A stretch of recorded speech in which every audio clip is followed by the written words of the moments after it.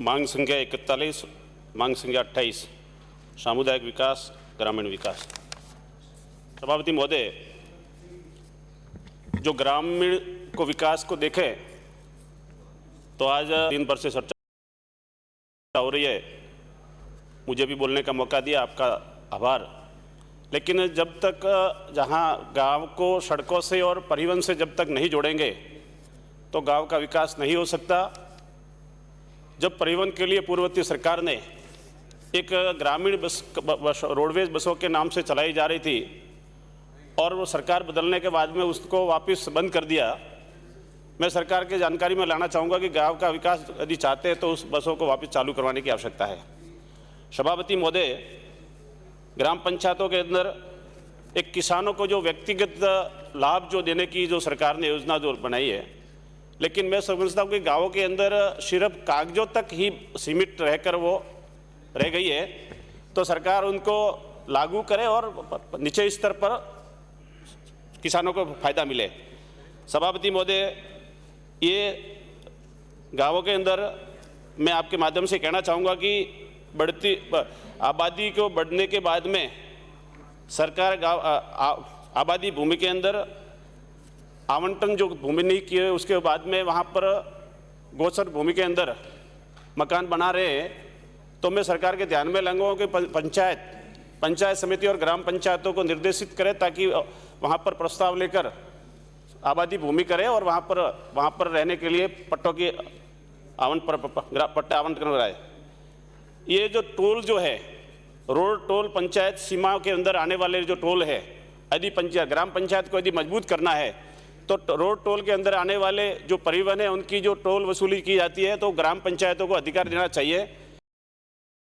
इसी तरह जो ये खनिज बजरी खनन विभाग जो है, खनन विभाग की तरफ बजरी की जो रॉयल्टी जो लेते हैं वो भी ग्राम पंचायतों के माध्यम से यदि उनको अधिकार दिया जाए तो वहाँ का ग्राम पंचायत और सरपंच मजबूत होगा और ग्राम पंचायत का जो विकास होगा। इसी तरह से सभापति महोदय, मैं आपके माध्यम से बताना चाहूँगा कि ग्राम पंचायतों ने और सरकार ने शिविर जो चालू किए थे, शिविर के माध्यम से पट्टे जो जारी किए और उसके बाद में रजिस्ट्रेशन के लिए तहसील के अंदर जाना पड़ता है। तो मैं सरकार की जानकारी में लेना हो वहीं पर उसी शिविर के अंदर, क्योंकि प्रशासन के सारे अधिकारी लोग उसी के अंदर बैठते हैं, तो क्यों नहीं, क्योंकि राजस्व विभाग भी उसमें बैठता है, तो उनके अंदर उसी समय उनको फायदा, ताकि नहीं तो कई बार गाँवों के जो पट्टेदारी जो है वहाँ पर जाके घर में रख लेते हैं और 2 साल के बाद में जाते हैं तो वह तो निरस्त माना जाता है और उसके ऊपर दूसरों का पट्टा दिया जाता है। तो मैं सभापति महोदय आपके माध्यम से जो आदर्श गाँव को जो यदि बढ़ाना है तो तालाब जो है, पुराने समय के अंदर तालाब और ये बावड़िया जो है उनको गांव के लोग और मौजूद लोग, प्रतिष्ठित लोग मिलकर वहां पर उसका सौंदर्यीकरण करते थे और बारिश के समय आने से पहले उसको साफ सफाई करके गांवों का एक रौनक बढ़ती थी और चौराहे पर भी एक अच्छा लगता था। इसलिए तालाब और बावड़ियों को आदर्श तालाब के नाम से सरकार पैसा दे रही है, लेकिन मैं समझता हूँ कि वो वही कागजों तक ही है, उन धरातल पर कुछ दिख नहीं रहा। मैं सभापति महोदय आपके माध्यम से ग्राम पंचायतों को विकास के लिए यात्री प्रतीक्षालय, क्योंकि सामुदायिक भवन यदि हम लोग विधायक कोष से या सांसद कोष से अपन दे रहे हैं तो उसके अंदर कहीं न कहीं रोड़ा जगह बना हुआ है। तो मैं आपके माध्यम से निवेदन करना चाहूँगा कि यात्री प्रतीक्षालय के नाम से प्रत्येक गांव के चौराहे पे यदि विधायक कोष से भी यात्री प्रतीक्षालय जो बनता है तो आने वाले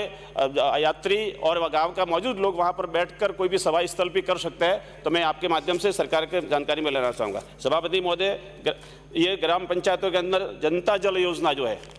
ये योजना जो है अभी आई मार्च महीना चल रहा है। ग्राम पंचायतों के में बजट नहीं होने की वजह से बिजली के कनेक्शन काटे जाते हैं और गांव के लोग तो 15-15, 20-20 दिन परेशान हो रहे हैं। तो मैं आपके माध्यम से सरकार से कहना चाहूँगा कि ग्राम पंचायतों के अंदर ये जनता जल योजना का अलग से बजट का प्रावधान करें ताकि ग्राम पंचायत उनके स्तर पर वो उनका बिल भर सके, क्योंकि पहले के बिल जो पेंडिंग जो चल रहे हैं वो बिल वर्तमान सरपंच क्यों भरेंगे, उसके बाद में लंबे समय तक ये बिल कटे रहते हैं और वहाँ की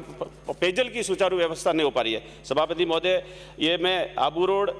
ग्रामीण क्षेत्र की जो टीएसपी एरिया जो है वह वन अधिकार के क्षेत्र पट्टे जो जारी किए जाते थे वो बंद होने के बाद में अभी प्रधानमंत्री आवास योजना जो चालू जो की है उसके अंदर उनको मकान बनाने के अंदर पट्टा आदि नहीं है और उनका वन अधिकार का पट्टा नहीं है, तो वहाँ पर प्रधानमंत्री आवास योजना के अंदर उनको मकान नहीं बन सकता। ये एक प्रकार की दुविधा खड़ी हो जाती है। मैं सभापति महोदय आपके माध्यम से ग्राम पंचायतों के अंदर एक भी प्रधानमंत्री आदर्श समितियां जो है, स्टाफ जो है, पंचायत समिति रेवदर और आबू रोड की मैं सभापति महोदय आपके माध्यम से कहना चाहूँगा कि वहाँ पर स्टाफ जो है ये ग्राम विकास अधिकारी मात्र गिने चुने हैं और उनको वहाँ के सरपंच लोग यदि फ़ोन करते हैं तो कि भाई उस पंचायत के अंदर, उधर फ़ोन करते हैं तो उस पंचायत के अंदर, तो मैं सरकार से निवेदन करना चाहूँगा कि प्रत्येक पंचायत समिति के अंदर पर्याप्त स्टाफ लगाए ताकि गांव का विकास होगा और क्षेत्र के अंदर विकास को गति मिलेगी। सभापति महोदय, मैं आज के इस मौके पर बताना चाहूँगा कि ये सब माननीय सदस्यों ने जो बताया है कि भाई पंचायत समिति सदस्य और जिला परिषद सदस्य जो है मीटिंगों की तरह उनके पास में अधिकार नहीं है, और अधिकार नहीं होगा तो बैठकों में जाएंगे, अपनी बात सही तरीके से नहीं रख पाएंगे, तो उनको अधिकार भी दिया जाए, उनके अंदर ये मानदेय के रूप में उनको मानदेय भी दिया जाए ताकि वहाँ पर सही तरह से वो काम कर सके। मैं सभापति महोदय जो विधायक कोष जो वितरण में जो हम लोग डिजायर जब देते हैं और उसके बाद में जो सरलीकरण, हमारे माननीय सदस्यों ने कई लोगों ने ये जो बात कही है कि विधायक कोष के अंदर सीधा सीधा कोई भी विकास का काम होगा तो उसमें होना चाहिए। हम चाहे कि भाई एक सुरक्षा दीवार हम बनाना चाहते तो उसको कई प्रकार के रोड़े अटका रखते हैं, तो हमने ऐसा कभी नहीं देखा था। बाकी वर्तमान में कई प्रकार की जिला परिषदों से वहाँ पर ऐसे जो आते हैं पॉइंट लगा के भाई ये लाओ ये लाओ ये लाओ, तो सरपंच लोग वहाँ पर देते देते। धन्यवाद माननीय सदस्य। सभापति महोदय, जो यही नहीं कि गाँवों के अंदर जो अभी वर्तमान में एक पॉइंट कह के मैं बात, जो गांव के अंदर पुराना जो पुश्तैनी मकान जिसका है, एक बाप के जो 4 बेटे हैं,